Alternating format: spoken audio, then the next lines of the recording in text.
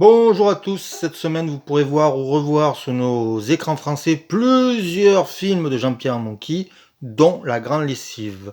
Et ce film-là, peut-être, si vous ne l'avez pas vu cet été sorti, vous pouvez peut-être encore le voir sur la plateforme, j'ai pas vérifié, mais à vous de voir, parce que c'est un très bon film. Alors, on va tout de suite commencer par vous dire que La Grande Lessive n'était pas le titre que voulait Jean-Pierre Mocky pour le film, il voulait l'appeler Le Tube.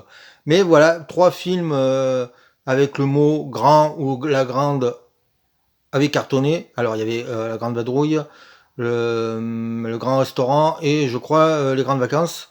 Eh bien, les producteurs se sont dit tiens, c'est des titres porte-bonheur, on va essayer. Ça peut être un moyen de vendre. Jean-Pierre Mocky a trouvé ça con et c'est lui qui a demandé qui est le point d'exclamation après le titre. Voilà.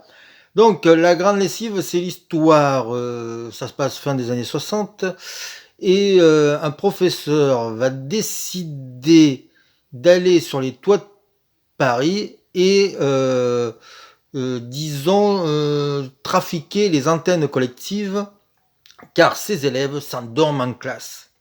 Et donc, avec un commando joué par donc Bourvil, Roland Dubillard et Francis Blanche, ils vont faire les toits et ils vont rencontrer des gens, ça va donner des moments savoureux, c'est une vraie comédie, et ils vont être poursuivis par la police, il va y avoir des moments, pourrait-on dire, surréalistes, anarchistes, comme toujours chez Mocky.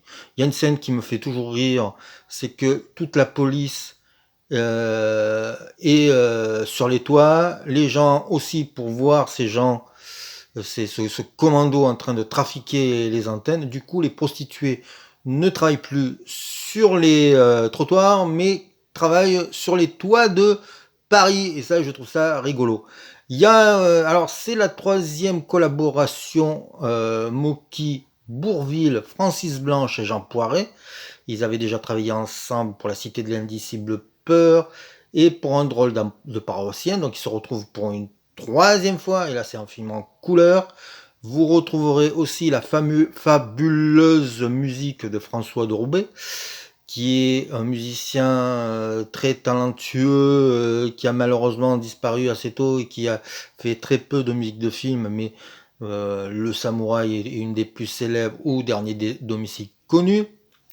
Dans ce film-là, vous pourrez aussi revoir tout un pan de second couteau du cinéma français venu d'avant-guerre, comme des gens comme Jean Tissier, comme Marcel Pérez. C'est des gens que vous connaissez forcément leur trogne, mais on ne retient pas les noms.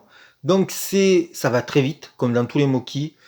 Il y a une galerie de second rôle. Il y a une scène avec Michael Lonsdale qui sont contre l'alcool, mais qui boivent comme des trous.